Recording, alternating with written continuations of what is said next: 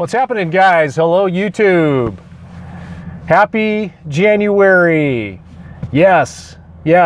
I've been having a good time down here in beautiful Yuma, Arizona. The weather is finally now starting to warm up a little bit.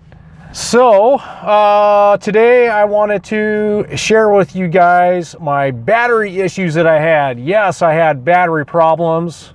Everything is resolved and life is good.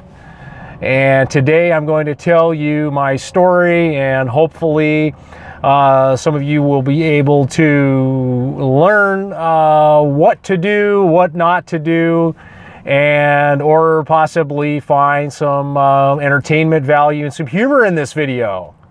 So I began to have some battery problems back in the end of November, and I couldn't get my batteries to charge.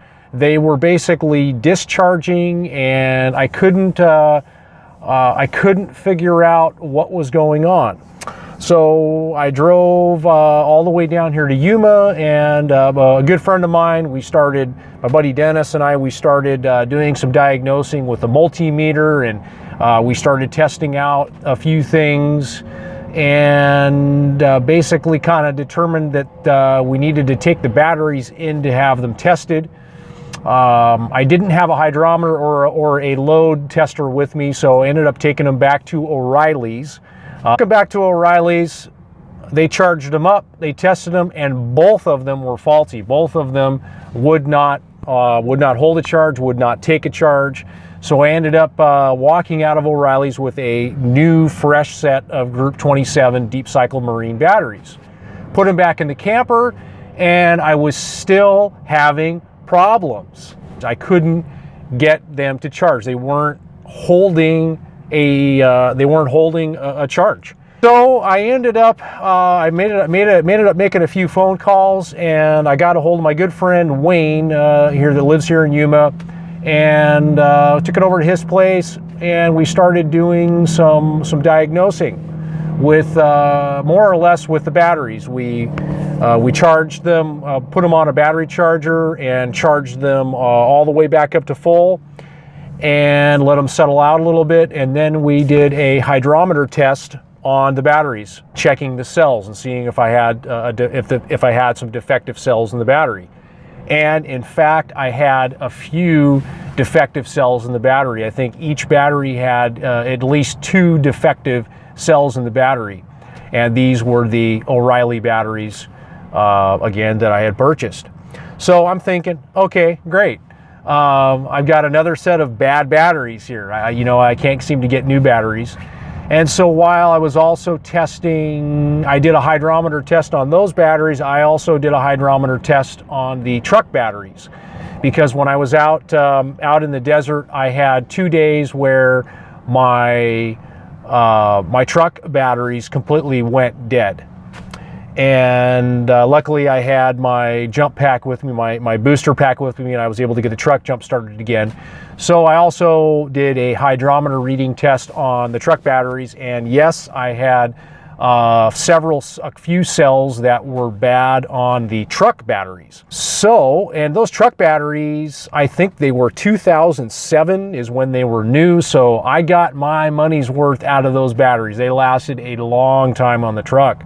So I ended up replacing the truck batteries with some brand new set of interstate batteries. And this time around, I ended up going back to O'Reilly's, and I returned that fresh set that they gave me, and they basically refunded my money. I told them I just wanted a refund. I didn't want any other batteries, and they gave me my money completely back, no questions asked. 2 6-volt batteries was the best direction to go with my solar setup. So I ended up going down to a place here in Yuma. I'm not going to name the place.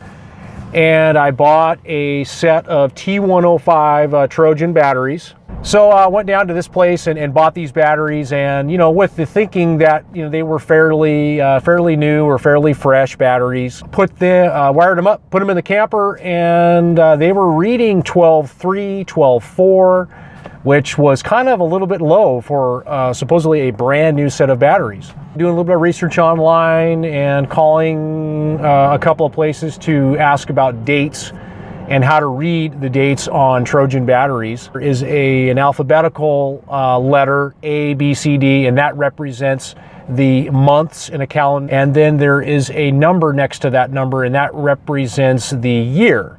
Well, these batteries were March 2016, and this was in December when I bought these in December. So they had been sitting on the shelf for that long unknowingly, and I kind of went in, and my friend and I both went in with the assumption that these would be fresh batteries, and in fact they weren't. They had been sitting on that shelf in that business since March or April or sometime in then.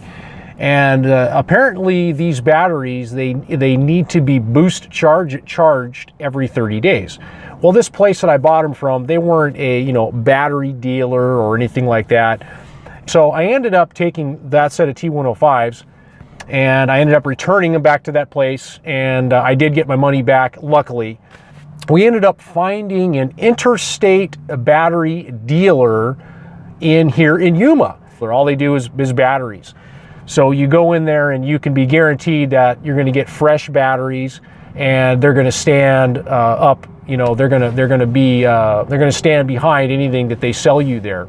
They have the interstate name on them, but Trojan manufactures them. They're basically identical to a T105 Trojan, just with the interstate name stamped on them. And got back and put them in, and they were reading around 12.6, 12.7. A lot better than they were actually. They were stamped in January 2017. So I put those in and I thought I was great. Thought I was gonna be all set. Go back out to the desert for a couple weeks, and boom, I've still got battery problems. Scratching my head, I'm trying to figure out, what the hell is going on. I mean, do I have another set of bad batteries? I was running my generator, trying to recharge the batteries, and I kind of just really kind of bummed out about this whole thing, this whole solar thing. I'm like, damn it, I was about ready to just go and buy another generator because I didn't bring my Honda with me. I left that one back in storage. Ended up going back to my friend Wayne's house, and he helped me out again, and we hooked up, plugged back in. We hooked a battery charger up and charged the batteries all the way up, back up to full capacity. Making a few phone calls to the company that I bought my solar panels from, and I started asking him about the solar panel and the charge control system, and just some general questions. On the phone, he asked me, "Are you tilting your panels?" And I said, "Well, no, I haven't." And he says, "Well, you can expect between anywhere from 20 to 40% increase in amperage from simply tilting your panels toward the sun." Tilted the panel up. And my friend Wayne looked on the reading, and I went from like 3.5 amps to 5.5 amps simply from tilting the panel. So almost double the amount of amperage. And I'm thinking, oh yes, this is my problem. I need to tilt my panels. We ended up making our own tilting mount brackets, tilt mount brackets. Thank you, Wayne, again for helping me out with that as well. So got the tilting brackets set up, and I was I was fotzing around with my camper, doing some cleaning and doing some organizing, and I opened up the basement door in the camper. I popped my head underneath, and guess what? The basement light was on. An incandescent bulb, which uses a lot of wattage. And so I'm thinking, oh my gosh, I cannot believe it. This light was on. Every time I'm in my basement, I always make sure that light is off when I close the door. I always do. Well, what happened is I had an oil pan in there that was stacked a little bit high, and during travel, it shifted, and that light has a rocker switch on it. Well, it bumped that rocker switch and it turned the light on. Basically, I had a drain on the batteries. So I ended up taping that light switch and then taping that item I had in there and securing it so it wouldn't shift around to turn it back on. What is the learning lesson in this little story that I'm telling you all?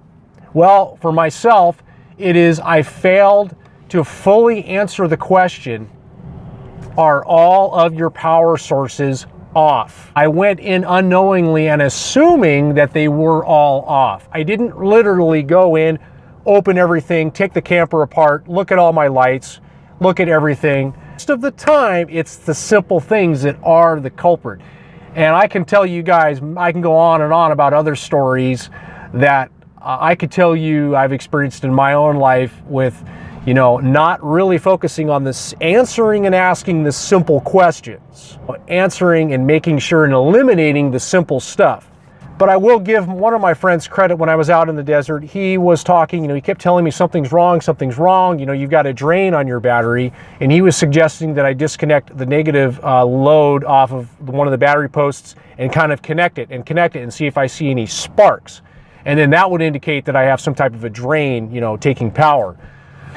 So these are the two 6-volt batteries wired in series. Drilling 2 holes, one for the negative, one for the positive batteries through both battery boxes. Wired them in series. One of the features I really like about these batteries is the cap system. They have this little lever action where you can remove this cap and all 3 of them come off for checking the water. There we go, autofocus off. Okay, A7.